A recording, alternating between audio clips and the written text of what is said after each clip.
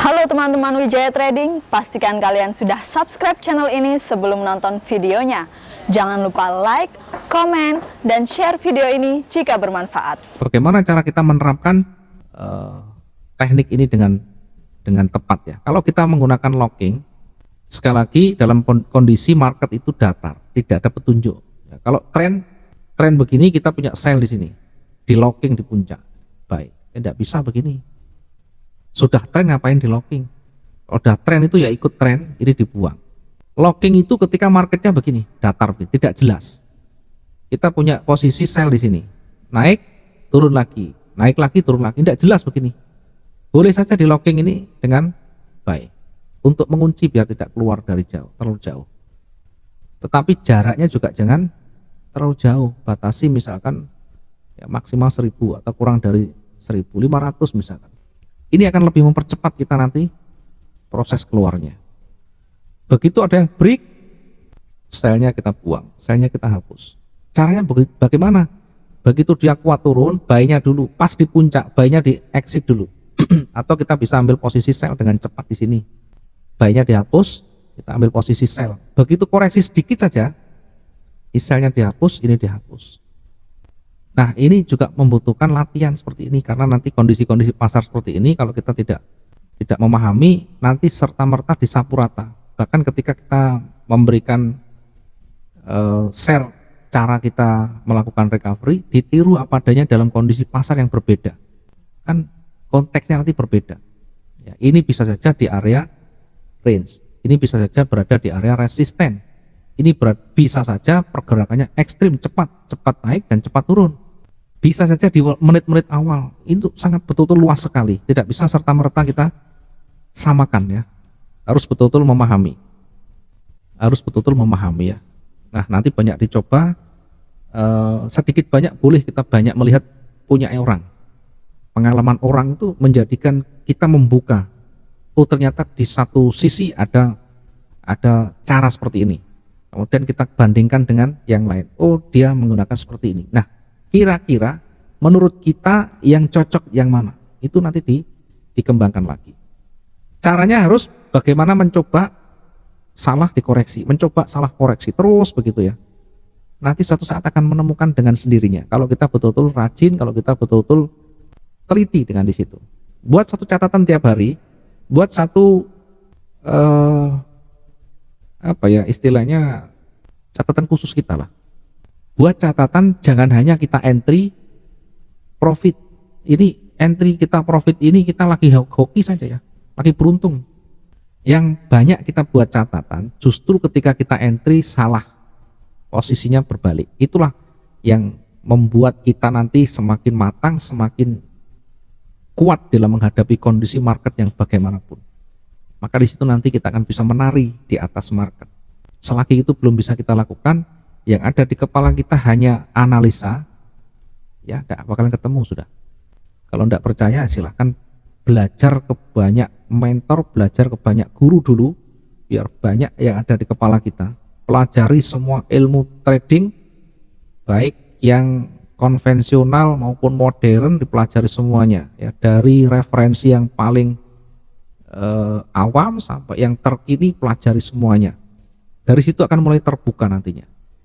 Jadi kalau kita semakin banyak referensi, semakin banyak kita belajar, nanti akan ketemu kebodohan kita, akan ketemu ternyata saya ini jauh sekali. Nanti kita sendiri yang akan menentukan, ya tidak bisa dengan cara-cara seperti orang lain.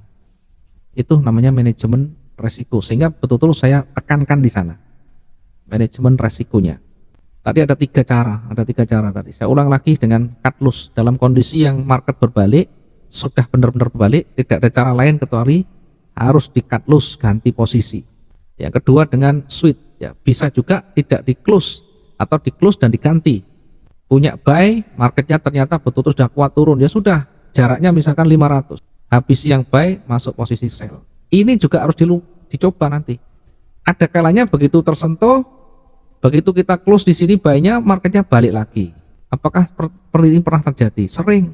Karena kita belum kuat mental kita. Jadi kita hanya sampai di sini kemampuan kita. Belum bisa nanti menghadapi berikutnya. Ya. Kenapa? Karena lot lagi kembali lagi lot yang kita gunakan. Kalau kita bermain dengan lot yang besar-besaran, begitu satu close, balik lagi ke atas, yang ada kita hanya terbelalak, tenger-tenger lah istilahnya, atau kita hanya meratapi ya.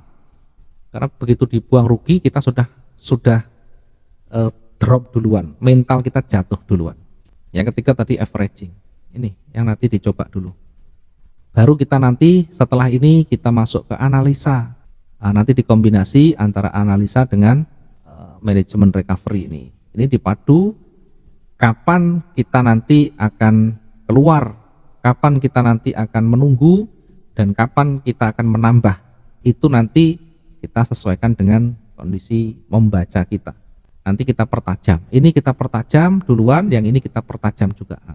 Ya, ini yang harus kita perhatikan juga. Kemudian lot ya, sekali lagi ya, saya sering sampaikan lot ini jangan terlalu bermain dengan lot. Lot yang ideal itu berapa? Tidak ada lot yang ideal, yang ada adalah sejauh mana kita menempatkan ketahanan kita ya sesuai dengan tipe trading yang kita ambil. Kita menggunakan day trading, menggunakan scalping, tentu ketahanan kita tidak sebanyak menggunakan swing trading. Yang paling gampang dan paling mudah kita menghitung ya modal kita bagi 50.000 gitu aja untuk day trading. Modal dalam bentuk dolar kita bagi 50.000, aman sudah.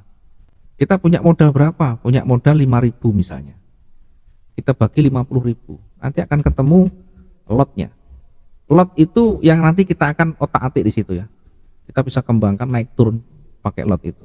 5.000 saya bagi dengan 50.000 ya. 50.000 bagi dengan 50.000 ya. 5.000 saya bagi dengan 50.000. Jadinya 0,1. Kenapa terlalu kecil sekali modal saya 5.000? Modal saya kan 5.000, kenapa hanya 0,1? Mau judi atau mau trading? Kalau mau judi ya pakai lot 5. Pakai lot 10 pun tidak masalah. Kan bergerak 100 pergerakan saja dapat 1.000. Bergerak 500 dapat 5.000 balik modal. Pertanyaannya kalau itu pas. Kalau itu selong tambah jadi dadal dual nanti. Kalau kita menggunakan ini maksimum berarti kita bagi dengan beberapa ya. Kita bisa bagi pertama misalkan 0,05 atau 0,03. Kenapa kecil sekali? Diingat target kita yang realistis itu 1 bulan 5-20% saja. 1 bulan. Target yang realistis 1 bulan itu ambil 5-20% saja. 1 bulan. Nah, rata-rata teman-teman tidak mau yang begini, maunya 1 hari 10% per hari. Ini uangnya kakek nenek yang kita ambil terus-menerus nanti dapat seperti ini. 1% saja sudah bagus. Bayangkan kalau 5-20%. 5% ini artinya 0,25% per hari. Maksimum 20% ini 1 hari hanya 1%. Ini realistis ya, logis, masuk akal, bisa dapat dengan baik ya, dan mudah tentunya. Coba teman-teman yang mungkin sudah malang melintang ya, sudah pernah berpengalaman, uji. Jangan terlalu muluk-muluk, jangan terlalu sombong dengan 1 hari bisa 5-10%. 1% ini kira-kira kuat bertahan berapa lama kita? 1 hari ya. 1 hari 1% kira-kira kuat berapa lama kita? Sehingga 1 hari 1%, 1 bulan sudah 20%. Modal kita kalau 5.000 sebenarnya hanya dapat 50 ini udah bagus sekali. Bagus sekali sehari dapat 50. Nah, bagi yang sudah berpengalaman tentu angka ini kecil sekali. Lotnya 0,1 untuk mendapatkan 50 ini hanya butuh 500 pergerakan saja. 500 ini kalau di emas itu bisa 2 kali transaksi. Dengan target 1 kali transaksi 250.